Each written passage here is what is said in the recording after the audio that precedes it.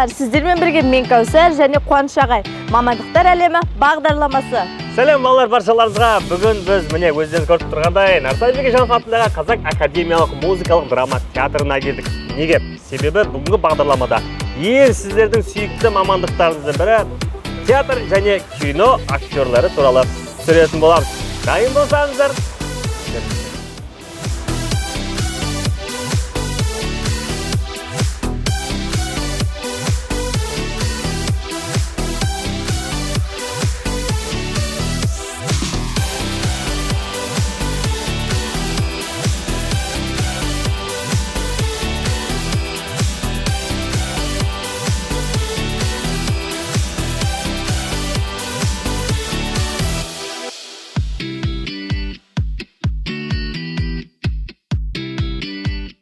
Ал енді балалар, келесі кезекте біз жалпы осы әртіс мамандығы туралы толық мағлұмат білу үшін Қызылорда облыстық Нартай Бекежанов атындағы театрына қонаққа келіп отырмыз. Ал бүгін бізде қонақта театр және кино әртісі Асқар ағайымыз.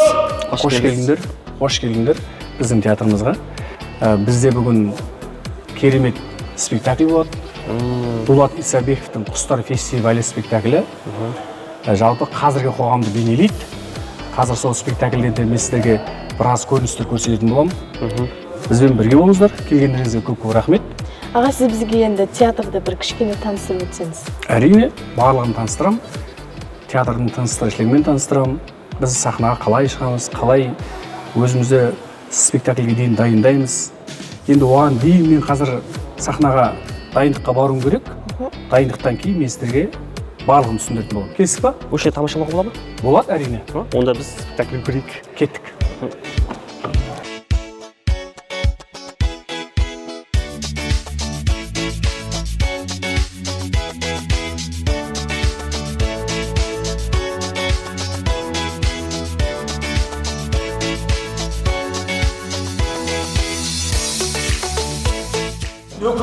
Қазір бізде спектакльдің басы жүріп жатыр. Құдай қаласа кешке халыққа ұсынатын боламыз. Керемет спектакль болады. Арасында күлдіріп те аламыз, жылатып та аламыз. Нағыз әншілерді бейнелейтін, көрсететін спектакль болады.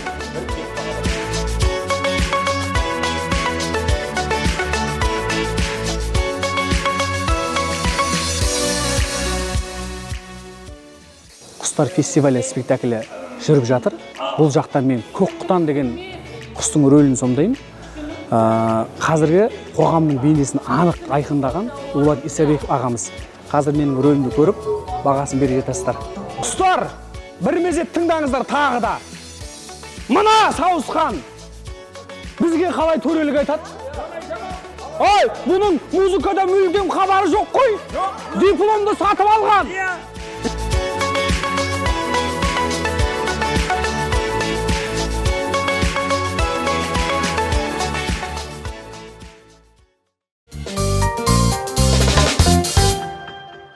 Қуаныш, Кәусар, қазір мен сендерге біздің спектакльге дейін дайындалып киінетін бөлмеміз, яғни гримеркамызды көрсететін боламын. Сіздікі ма? Иә. Кеттік. Кәусар, жүр ал. Міне, бұл менің гримеркам. Осы театрға алғаш қадам басқаннан осы жердемін. Барлығы бізде керемет. Бүткіл әртістерге деген жағдай жасалған. Осы жерде отырып біз дайындаламыз. Спектакльге дейін метімізді әрлейміз. Мына жақта тағы біздің грим салатын қыздарымыз бар. Өзіміз осы жерде отырып пьесамызды оқимыз. Сосын осы жерге киімімізді алып келеді біздің костюмер қыздарымыз. Осы бүгінгі болатын спектакльдің киімдері осылар Құстар фестивалінен. Осы жерден киініп, дайындалып, бісміллә деп сахнаға шығамыз. Халыққа өнерімізді солай көрсетеміз. Асқар ағай, бүгінгі спектакльдегі рөліңіз қандай? Бүгінгі спектакльдегі рөлім Құстар фестивалі, яғни құстар жайлы болғаннан кейін Көкқұтанның рөлін сомдаймын. Көкқұтан деген құс бар ғой. Бұл жерде енді барлық құстар болғаннан кейін ішіндегі дарасы керемет әншісі бұлбұл. Бұлбұлды біледі ғой барлық құстар қандай дауыс салатын. Қарғалар мен әншімін дейді. Қаздар мен әншімін деп, тағы басқа құстардың барлығы таласады жүлдеге. соңында бірақ бұлбұл жеңіп шығады. Бұл қазіргі қоғамды да бейнелейтін шындықтың бірі деп есептеймін өзім үшін. Нағыз шын талантты әншілер жарыққа шығып, Димаш Құдайберген сияқты халыққа танылып, өзін көрсетіп жатыр. Бұл спектакльде құстар арқылы бейнеленгеннен кейін бұлбұл өзін дәлелдейді спектакльдің соңында. Құдай қаласа кешке онда бірге отырып тамашалаймыз. Келеміз, міндетті түрде келеміз, көреміз. Ағай, балалар әртіс болу үшін не істеулері керек? Кәусар, яғни балалар әртіс болу үшін не істеу керек? Әртіс болу үшін 99% еңбек, 1% талант. Еңбек ету керек. Сол кезде ғана өнерді түсінесің, білесің. Өнер жолы қиыншылығы мен қызықшылығы қандай? Өнер жолы өте ауыр жол. Бұл жолды түсінгендер ғана еңбек етіп, өнерді бағалай біледі.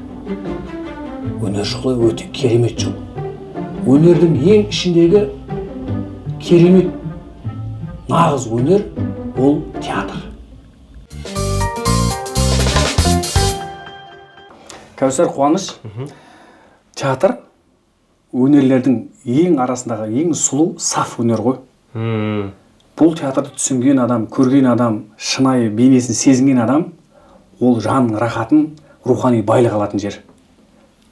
Бұл ортаға келгеніме, бұл жерде мен халыққа өнер көрсеткеніме, шынайы өнер көрсеткеніме өте қуаныштымын. Осы өнер арқылы мен ләззат аламын өзіме.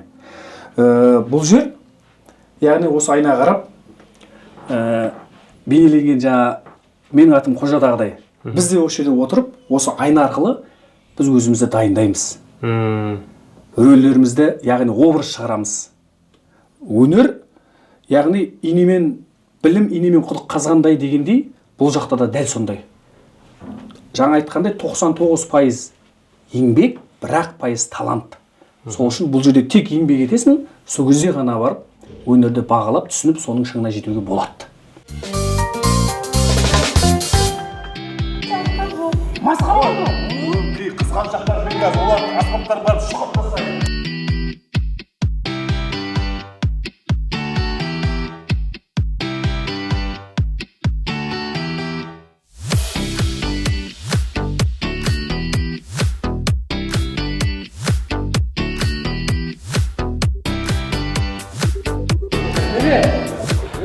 Балалар, осы кезде кешке болады спектакльдің дайындығындамыз.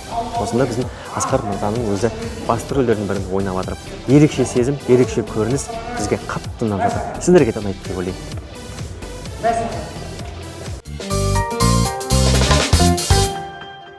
Ал Қуаныш, Кәусар,